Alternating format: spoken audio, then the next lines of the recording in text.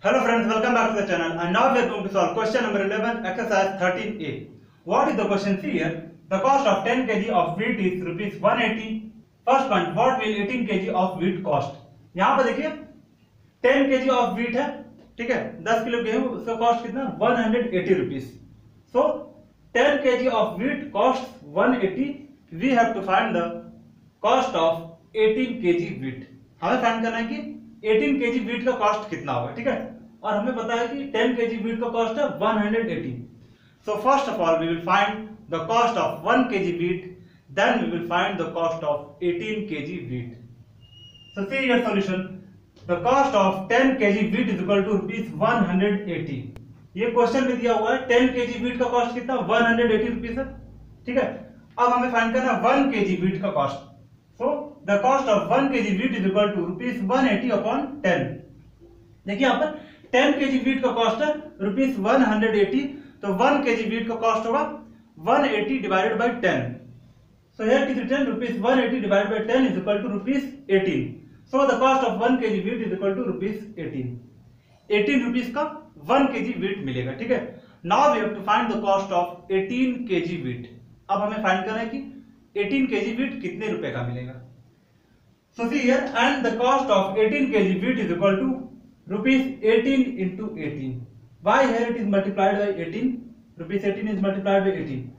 See here, as we know that 1 kg wheat costs rupees 18. The cost of 1 kg wheat is rupees 18. So the cost of 18 kg wheat is 18 into 18. यहाँ पर देखिए 1 kilo गेहूं का price कितना है, cost कितना rupees 18 है, तो 18 kg गेहूं का कॉस्ट कितना होगा 18 मल्टीप्लाइड बाई 18. यहाँ देखिए 1 kg wheat का कॉस्ट कितना रुपीस 18 है, ठीक है, तो 18 kg wheat का कॉस्ट कितना होगा 18 multiplied by 18. So here it is written, and the cost of 18 kg wheat is equal to rupees 18 into 18 is equal to rupees 324. This is the answer.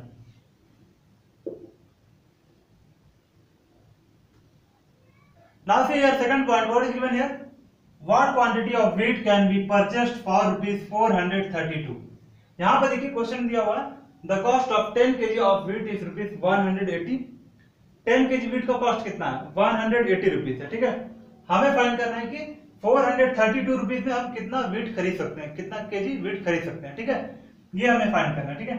कैसे find करेंगे, यहाँ पर देखिए for rupees 180 the quantity of wheat can be purchased is equal to 10 kg. यहाँ पर एक question में दिया हुआ है कि हम 180 रुपए का 10 kg wheat खरीद सकते हैं, ठीक है, और हमें फाइंड करना है कि हम रुपीस 432 का कितना kg wheat परचेस कर पाएंगे, ठीक है. वही हमें फाइंड करना. So first of all will find for rupees 1 और for 1 rupees how much quantity of wheat can be purchased.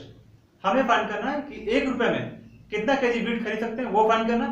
Then फिर हम फाइंड करेंगे कि रुपीस 432 में कितना किलोग्राम wheat परचेस कर सकते हैं. तो यहाँ पर देखिए for rupees 180 the quantity of wheat can be purchased is equal to 10 kg. 180 rupees का कितना kg wheat खरीद सकते हैं 10 kilogram.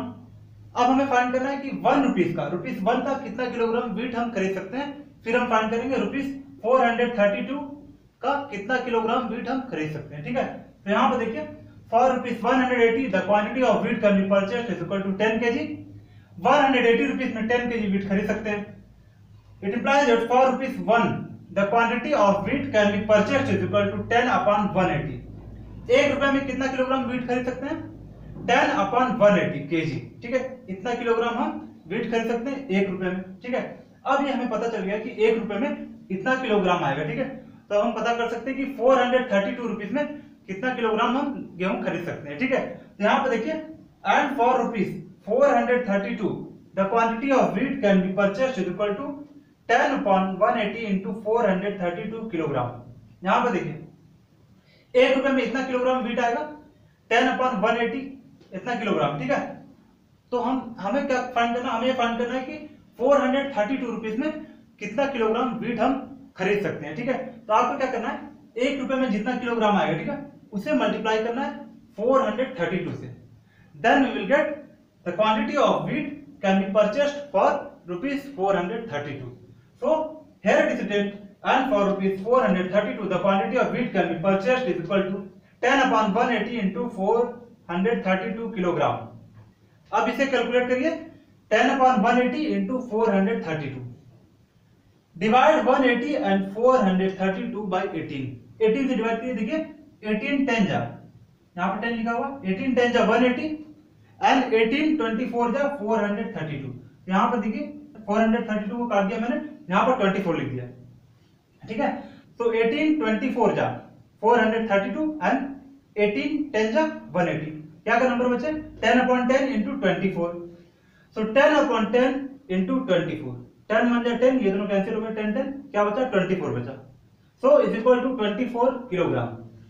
So for rupees 432 the quantity of wheat can be purchased is equal to 24 kilogram. This is the answer.